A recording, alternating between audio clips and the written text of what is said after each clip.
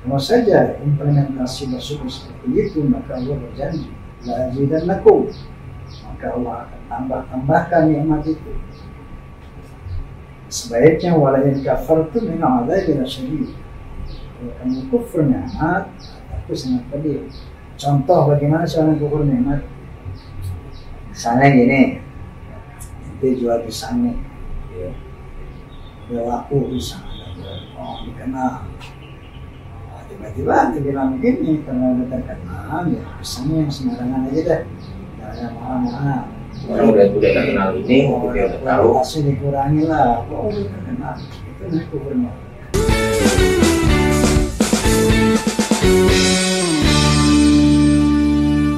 Assalamualaikum warahmatullahi wabarakatuh, teman-teman Paski, sahabat Paski. Kita ketemu di acara nongkrong bareng Paski. Dan kali ini kita kedatangan, saya datangin tamu yang luar biasa, istimewa. Beliau adalah Raja Dangdut kita, Bapak Haji Omah Irama. Assalamualaikum Haji. Alhamdulillah. Terima kasih nih Pak Haji dikasih waktu buat ngobrol-ngobrol gitu, supaya teman-teman semua yang menyaksikan acara kita ini nggak cuma bisa tertawa bercanda aja, tapi ada sesuatu yang bisa disampaikan lewat Pak Haji. Ini Pak Haji, saya langsung aja nanya Pak Haji ya, biar lebih enak lagi. Pak Haji kan di dalam usia yang sekarang ini tetap sehat, kemudian tetap ceria, rahasianya apa Pak? Ya, saya selalu mengatakan rahasia sehat, bersyukur, dan berterima kasih kepada Allah tentang apa yang diberikan kepada kita. Bahwa apa yang kita miliki, apa yang kita mampu, itu semata-mata semua dari Allah. Tidak ada.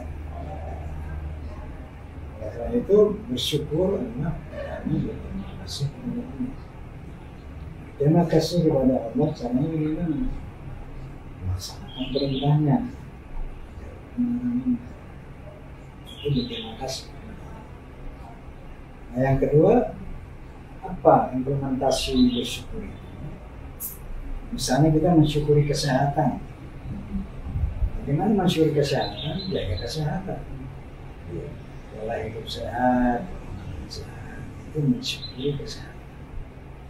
Bagaimana mensyukuri nikmat apa, harta, Rezeki yang tidak awal rezeki.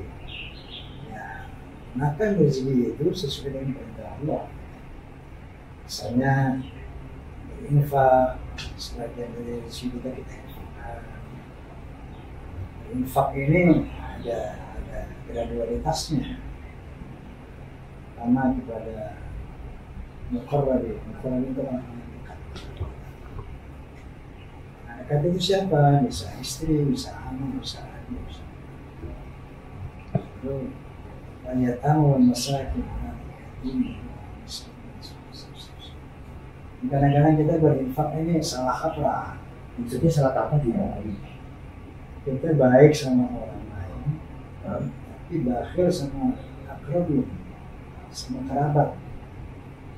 kerabat itu kita pelit, tapi sama orang lain kita baik. Nah, ini ada skala prioritas tuh. Misalnya sedekah yang afdal kepada siapa? Kepada orang tua, Ya, ibu itu ya. ada istri, ada anak, ada saudara, itu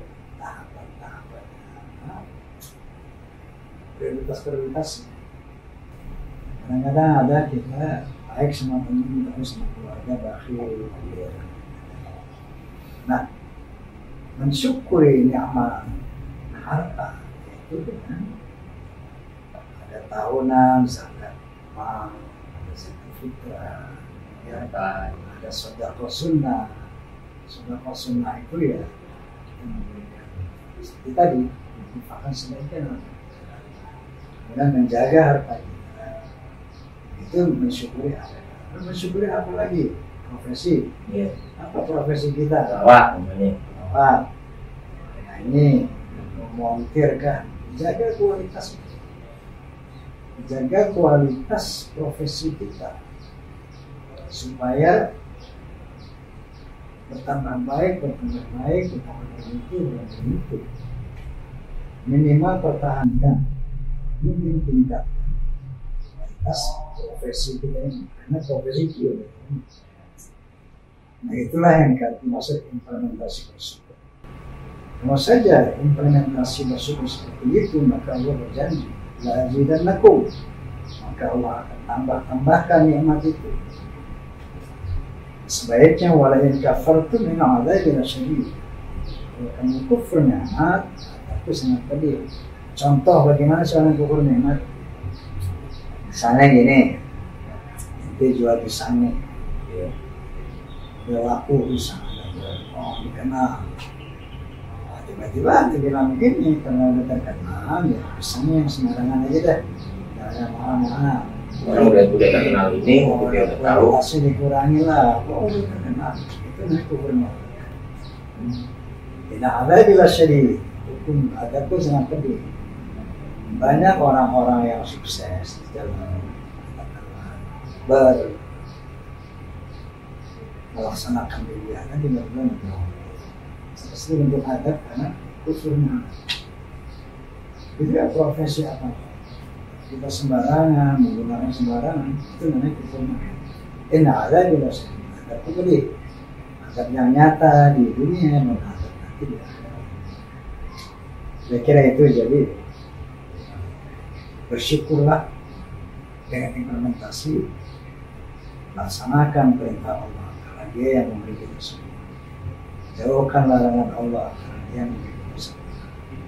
Dan jaga profesinya dengan Allah ini supaya tetap berkualitas, tetap bermanfaat. Sehingga dengan demikian orang pelanggan kadang-kadang berlaku kita akan selalu mendapatkan kehidupan. Tapi ya, kadang-kadang begitu kan, kalau ada istilah lu waktu miskin lucu, gitu udah kaya kagak lucu. Itu ada istilah kayak gitu ya. Itu tadi Pak Haji bilang, ketika udah belum terkenal kreatif, Pak Haji begitu dia terkenal, ya udah lakukan itu aja dah. Tapi yang tergantung tadi. Nah, itu yang harus kita evaluasi, bahwa mensyukuri itu ya profesi dijaga, tingkatkan kualitas. Tapi ada juga nih Pak Haji di kondisi seperti ini, gue sholat tuh rajin amalnya, tapi gue kagak dapat job nih. Dan sekarang dia kagak sholat, jobnya ada aja. Gimana Pak Haji kalau kondisi itu? Allah SWT man yattaqillaha yaj'al lahu makhraja yarzuqhu min haitsu la yahtasib wa man yattaqillaha yukaffir anhu sayyi'atihi wa yaj'alhu lahu Mayatakillaha. Jadi barang siapa yang bertakwa kepada Allah akan diberikan jalan keluar, solusi berbagai macam persoalan. Kemudian mayatakillaha akan diberikan rezeki dari jalan yang tidak dibagi. Ada. Nah itulah. Nah sekarang apa sih takwa? Maka sholat itu sudah wujud takwa. Tentu takwa itu adalah imtithalu awamirillah wajtinabul nawahi, melaksanakan perintah Allah dan menjauhkan larangan. Itu saja susah takwa. Sholat adalah salah satu perwujudan dari takwa. Tapi sholat, kalau sholatnya lalai, celaka juga. Allah Subhanahu wa taala berfirman, "Wa lil musallin alladziina hum 'an salatihim sahun, alladziina hum yura'uun." Celaka orang yang sholat. Sholatnya celaka gimana ya? Sholat juga. Kalau di dalam sholatnya sahun itu lalai, sahun itu tidak konsentrit, sahun itu tidak menghadap Allah. Lalai itu gimana ya Pak? Jika lalai misalnya begini. Orang lihat kita sholat. Apa itu sholat? Sholat itu doa. Sholat itu doa. Artinya memohon kepada Allah. Artinya menyembah Allah. Betulkah kita menyembah Allah pada saat kita sholat? Itu tergantung di sini. Apakah kita konsentrasi menyembah Allah, betul-betul Allah, apakah benar kita menghadap Allah? Dari mana kelihatan benar kalau enggak? Kadang-kadang gini Pak, di sholat sampai lupa, ya kita yang tidak tahu, sampai lupa tertabrak itu dunia. Lupa bisa saja manusia. Jadi begini, sebaliknya qad aflahal mu'minun alladzina hum fi salatihim khusyu'un. Beruntung orang di dalam salatnya khusyuk. Kenapa? Salat itu dialogis, komunikasi dua antara Khalik sang pencipta dan makhluk. Komunikasi dua. Di sana dalam hidup istirahat itu ada 8 proposal. Nabi Muhammad Allah ampuni. Harus betul-betul ingin ampun. Alhamdulillah kasihani. Harus betul-betul ingin kasihani. Wajibuni ikuti kelemahan. Warfa'ani muliakan. Warzuqni berikan aku rezeki. Wahdini bimbing aku. Wa'afini nasihatkan aku. Wa'afini maafkan. Kalau hal ini kita sampaikan secara sungguh-sungguh dengan keinginan yang sungguh-sungguh, memang saya minta diampuni ya Allah, saya minta dikasihani ya Allah, saya minta rezeki ya Allah, saya minta sehat, itu langsung dijawab, baik, aku kasihani kamu, aku ampuni kamu, aku berikan rezeki kamu, aku muliakan kamu. Tapi likulli syai'in sabab, segala satu dalam proses seperti itu, proses keusalitan. Nanti Allah berikan jalan-jalannya. Kamu dari minta sehat, oke, aku berikan cara sehat. Berikanlah kita semangat untuk olahraga. Berikanlah kita semangat untuk bagaimana pola makan sehat. Kita minta rezeki, diberikanlah sababiyah. Nah, maka Allah bilang qad aflahal mu'minun alladzina hum fi salatihim khusyu'un. Beruntung orang yang salatnya khusyuk. Sebaliknya, kalau tidak khusyuk, lain celaka. Kenapa celaka? Orang yang sholatnya tidak khusyuk, artinya tidak konsentrate, tidak menghadap Allah secara hakiki, maka dia akan bisa melakukan berbagai macam kemaksiatan. Yang kemaksiatan itu akan mencelakakan dirinya. Orang kalau nggak khusyuk sholat, dia bisa berzina. Berzina itu akan mencelakakan dirinya. Dia bisa mencuri itu mencelakakan dirinya. Dia bisa korupsi mencelakakan dirinya. Maka wailul lil musalli, celaka orang yang sholat. Yang di dalam sholatnya sahun itu mana-mana gitu, enggak menyembah Allah, pikirannya si dunia aja. Nah, untuk belajar dalam proses itu bagaimana? Ya artinya kita kan bertahap lagi. Bagaimana supaya kita bisa berkonsentrasi ketika menghadap Allah dan tidak ada pikiran ini lagi sholat ini belum ya, episode yang itu dia belum, itu bagaimana caranya? Awalul din ma'rifatullah. Pertama beragama kenal Allah, meyakini kepada Allah. Jadi kalau orang yakin bahwa Allah itu ada, ya, untuk mengenal Allah banyak cara. Cara pertama banyak baca Quran. Tentunya dengan pengertian ya. Bukan Quran terjemah. Karena dari Al-Quran itu kita bisa lihat kemahahebatan Allah. Kita bisa lihat betapa Allah itu eksis dengan segala permasalahan. Dari Quran itu kita bisa lihat bahwa Allah tidak terbantahkan dari baca. Yang kedua dengan cara tafakkur. Nabi SAW bersabda, tafakkur gampang. Kalau tafakkur bila kalau mau kenal Allah tuh renungkan ciptaannya. Kamu akan kenal sama Allah, kamu akan yakin bahwa Allah. Enggak usah jauh-jauh merenungkan ciptaan Allah. Renungkan ciptaan diri kita sendiri, yang diri kita tercipta. Ada satu firman Allah yang berbunyi, "Qul in kuntum fi raibin min al-ba'thi fa inna khalaqnakum min turab, thumma min nutfah, thumma min 'alaqah." Katakan ya Muhammad kepada orang-orang yang meragukan hari kebangkitan. Bahkan ya Muhammad, orang-orang yang meragukan keberadaan Allah, coba tolong perhatikan bagaimana dirinya diciptakan kamu dari nutfah itu sperma, tsumma min alaqah, dari sperma air mani dan proses menjadi darah, tsumma min mudghah, kemudian darah pun diproses menjadi keluarga, wa nukiru fil arham, kemudian daging tadi diukir dalam rahim ibu kita sampai waktu yang ditentukan sesuai dengan tanda. Bayangkan dari segumpal daging diukir, dibikin struktur tulang yang besar, dibuat kepala, isinya ada otak yang bisa berpikir, ada juga mata untuk melihat, telinga untuk mendengar, lidah untuk berbicara. Kemudian dibikin badan, di sana ada organ-organ tubuh yang struktural fungsional, paru-paru untuk mengatur darah, jantung, sistem pencernaan makanan, dan sebagainya.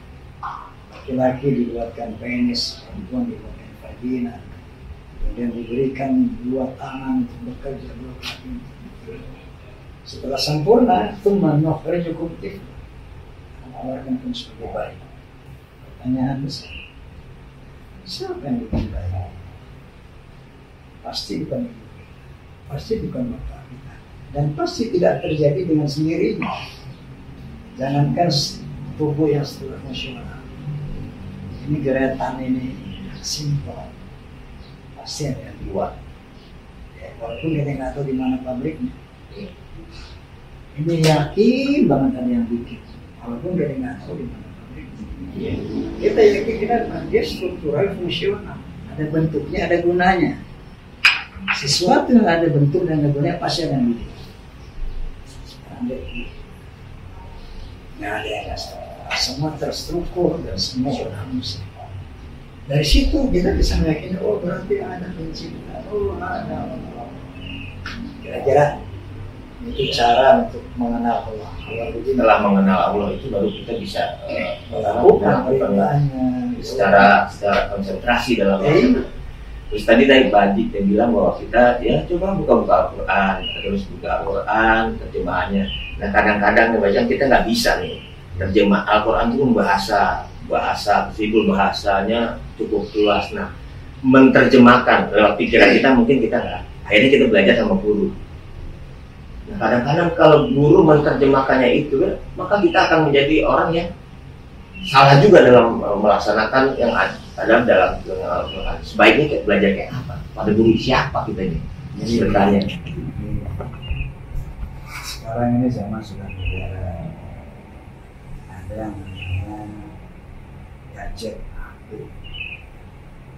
Ya. Ini ternyata nih multifungsi. Mau cari ilmu apa sebenarnya? Sebenarnya menjadi kejahatan. Ini teknologi dari Allah, seperti rahmat dari Allah. Itu kemudahan kita manusia untuk mencapai apapun gadget kan? Apa kita? Mau bisa belajar bahasa Inggris, mau bisa bahasa Arab, mau bisa jadi insinyur, mau jadi dokter di sini, mau jadi apapun semua di sini. Jadi gue ketahuan juga di situ. Jadi teknologi itu anugerah Allah. Ma'uti itu minal ilmi illa qalil. Dengan ilmu yang sedikit itu manusia bisa membuat segala macam. Nah, cuma sekarang willnya kita mau nggak? Aplikasi Quran sih lengkap artinya apa sudah. Kalau misalnya repot buka Quran yang dari terjemahan baik, ada terjemahannya. Dari situ muncullah satu ilmu, satu pengetahuan, satu wawasan. Bahwa Quran itu menjelaskan kepastian keberadaan Allah tanpa terbantah, tanpa bisa membantah. Kehebatan Rasulullah, kepastian Nabi sebagai Rasul, semua yang kau bisa. Nah jadi zaman sekarang orang itu menjadi pandai. terlalu mudah. Lain dengan zaman dulu. Kita harus beli Quran, harus belajar Al-Quran. Tapi sekarang cukup dengan sebuah gadget sih. Kita bisa mau ilmu apa saja. Mau ilmu apa saja. Sekarang Al-Quran gampang dibuka, terus kita belajar Al-Quran yang sama, terjemahan yang sama. Kenapa sekarang kita belajarnya bareng-bareng, Qurannya sama, artinya sama, ini sama. Kok kita bisa ribut sama sesama muslim? Tuh, kan belajarnya dari situ, Pak. Nah, ini bagaimana supaya kita perbedaan tafsir ini bukan jadi sebuah keributan, tapi sebagai sebuah rahmat. Jadi, untuk saking dalamnya, kita bisa menunjukkan berbagai macam interpretasi tafsir. Makanya, Allah berfirman, "Walladzi anzala al-kitab minhu ayatun muhammadun wa ukhra mutasyabihat." Dialah yang menurunkan Al-Quran kepadamu. Dalam Al-Quran itu ada ayat-ayat muhkamat. Dialah umur kita. Pokok-pokok Al-Quran, pokok agama ada dalam ayat-ayat muhkamat. Ayat muhkamat itu ayat yang jelas, yang mono interpretasi, bukan multi interpretasi. Dan wa ukhra mutasyabihat, dan sebagian lagi ada ayat yang mutasyabihat. Mutasyabihat itu ayat yang tidak jelas pengertiannya, tidak jelas pemahamannya, dan membutuhkan perangkat ilmu untuk membahasnya. Nah, jadi kebanyakan pertentangan itu sebetulnya dalam hal yang bersifat ruhiyah. Sebenarnya itu cabang. Kalau aqidah insya Allah sama semua. Kita itu apa? La ilaha illallah Muhammadur Rasulullah, ini apapun siapapun jelas. Al-Quran itu jelas. Sholat 5 waktu jelas. Kalau ada orang bilang ada sholat 5 waktu di Quran. Iya. Ada semua di Quran. Walaupun tidak secara harfiah. Karena Quran itu bersifat mujma'. Mujma' itu global. Hadis lah yang menjelaskan Quran.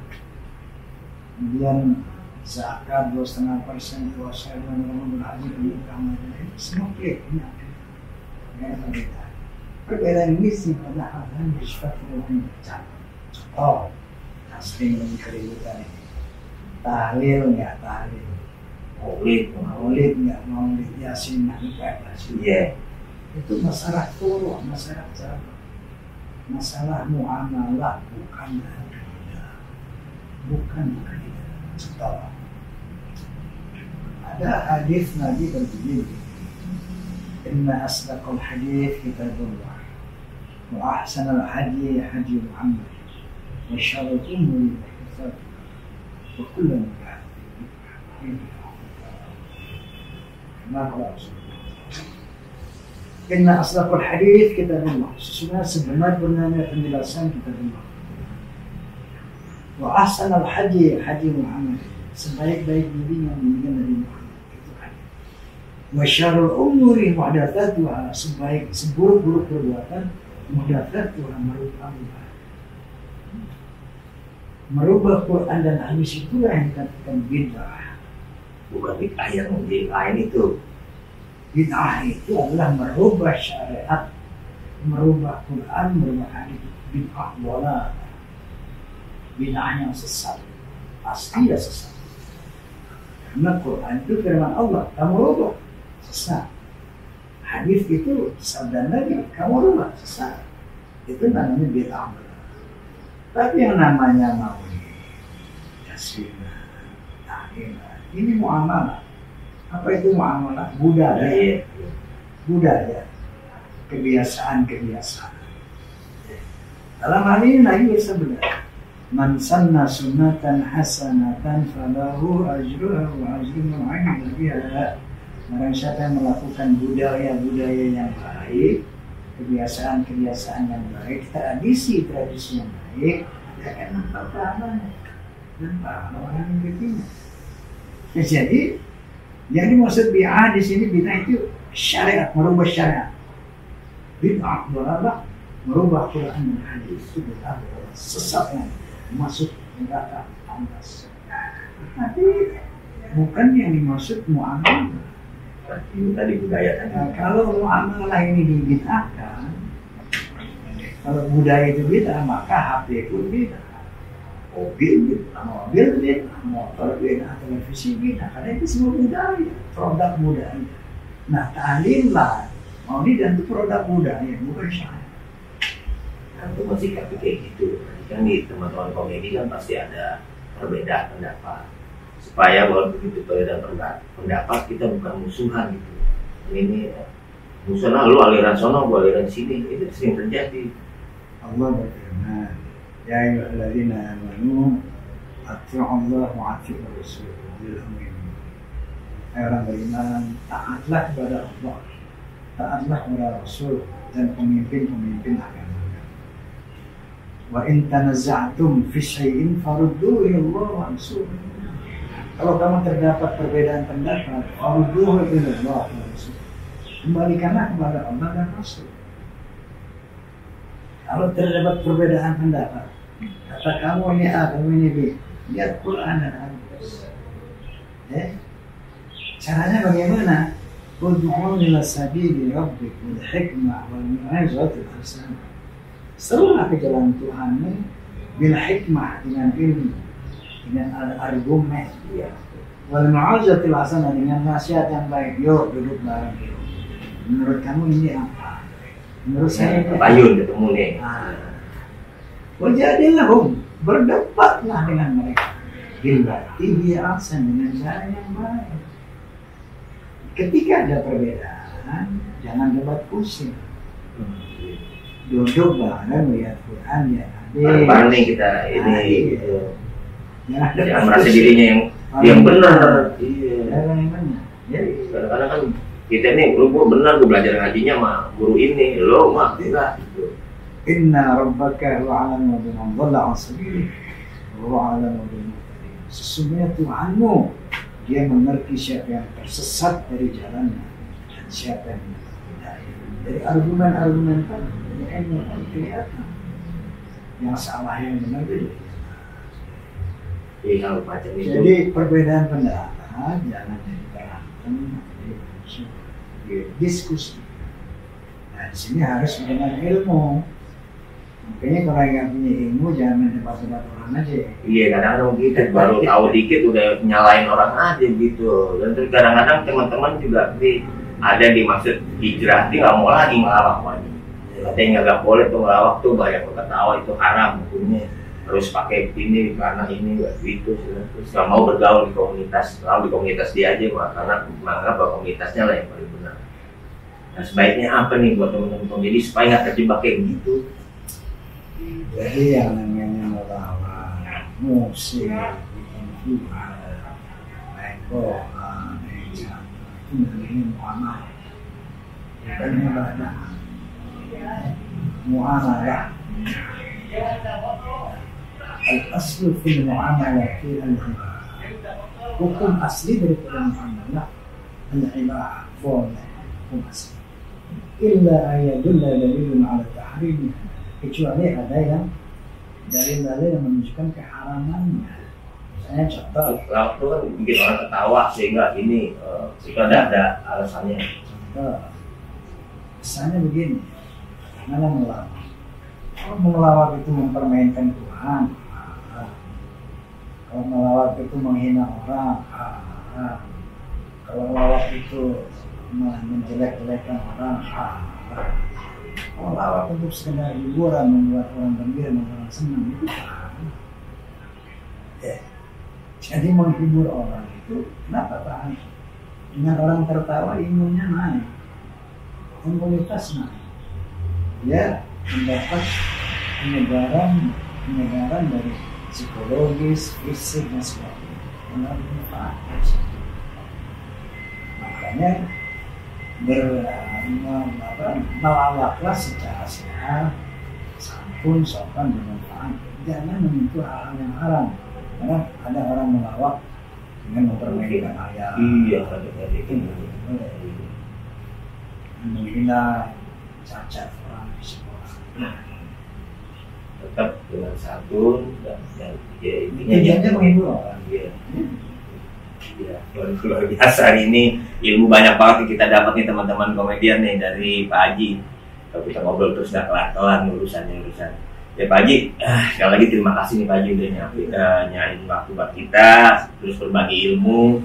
Mudah-mudahan ketika teman-teman menyaksikan acara ini akan lebih meningkat lagi takwanya dan tidak saling ribut satu dengan yang lain soal hal-hal yang berbeda pendapat ini.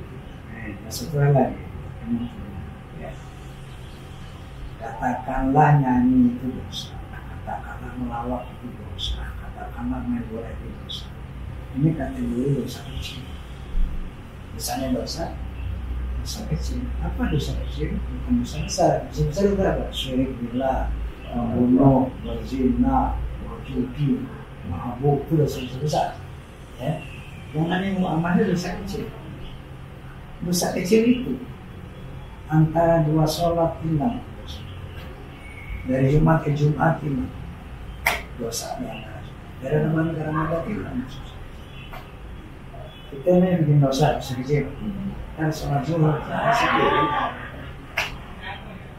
itu ini nggak usah dengan wudhu, dengan sholat ini. Insya Allah gitu yang kayak gini pernah tahu. Jangan lagi tinggal sholat. Amin, insya Allah. Pasti. Ya terima kasih Pak Haji ya. Kita doakan Pak Haji tetap sehat sehingga bisa berbagi ilmu lagi buat kita semua. Sekali lagi terima kasih Pak Haji. Ya teman-teman terima kasih. Assalamualaikum warahmatullahi wabarakatuh.